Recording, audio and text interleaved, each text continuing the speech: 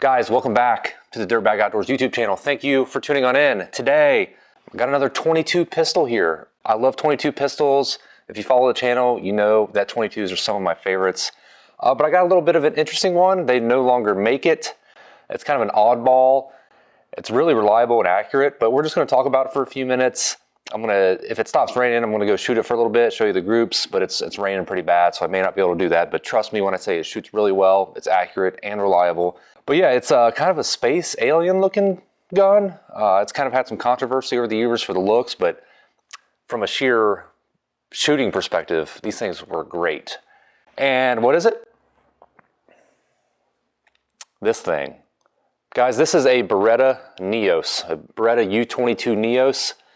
These came in a few different barrel lengths. I think they came in a 4.5, a 6.5, and a 7.5, something like that, if I'm not mistaken. They did come in like a kind of their stainless or inox finish. As you can see, it's a crazy looking gun, but one of the craziest parts about this thing for me is this grip angle.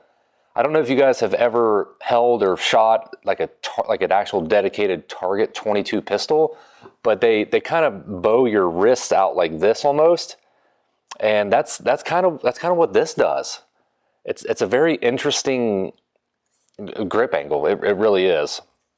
And just to kind of show you, here's a Ruger Mark IV. Look at that grip angle, standard kind of 1911 style. And look at that. It's absolutely crazy. This is like straight up and down 2x4 in comparison to this. The grip itself is also kind of skinny, but I find it actually overall pretty comfortable. The magazine release on this guy is kind of interesting too. There's no standard button or paddle over here. It's actually just on this side. It's kind of, you press it with your index finger and the magazine pops right out. A very smooth operation. Everything about this is a very smooth operating pistol for sure. It does have an ambidextrous safety back here on the back.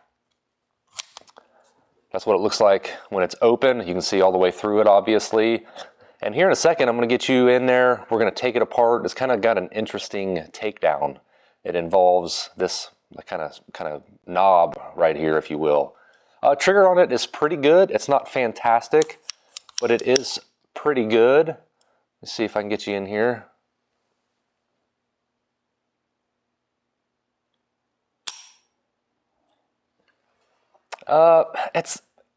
It's not great. It's good enough, but it's definitely not great. But when you're shooting it out at the range, plinking around, you don't really notice it. It's fine.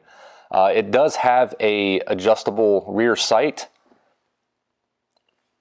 kind of like that Glock field goal style. But this thing's got a super long sight radius, and it's got a rail mount up here too. So there's been times where I put a red dot optic on it, and it's a really, really fun pistol to take to the range and plink with at that point. It does only hold 10 rounds, 10 plus 1. Magazines are kind of expensive. I've only got a couple of them, but you know, it'd be awesome if they remade something like this with the kind of the technology of today, getting 16, 20 rounds into a 22 handgun.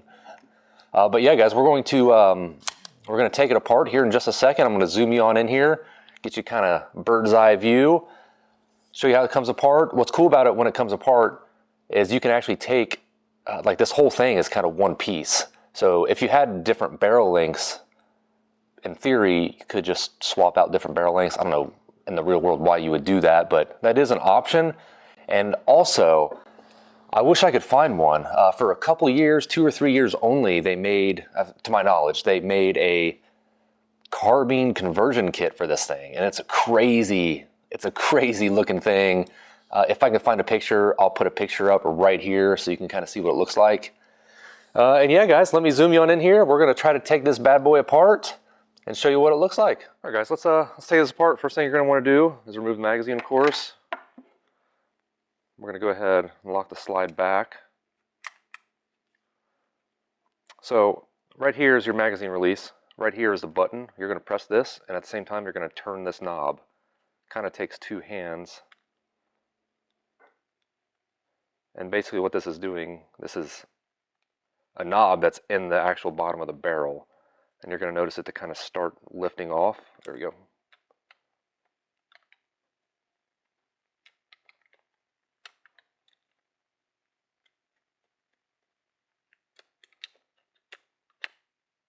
Alrighty, and just like that, eventually after you get all those threads there, you're left with this, and that's what I was talking about. The barrel links, this whole thing is one piece, integrated rail and everything right onto the barrel.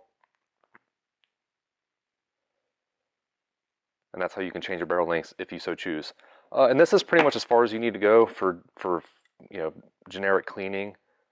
Oh man, if you look at that, I got to clean this thing. It's pretty bad. But yeah, guys, that's it. If you want to go further, you can remove this stuff. Just slides right off. And that's it, guys. Let's go ahead and put it back together. Obviously the same way it came apart.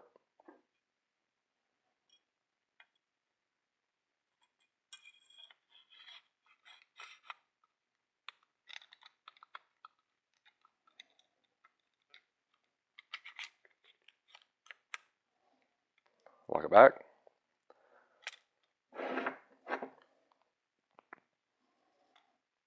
You can see that's with the knob right there.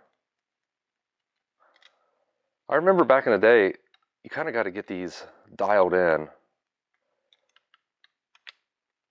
like lined up just right, otherwise it kind of binds.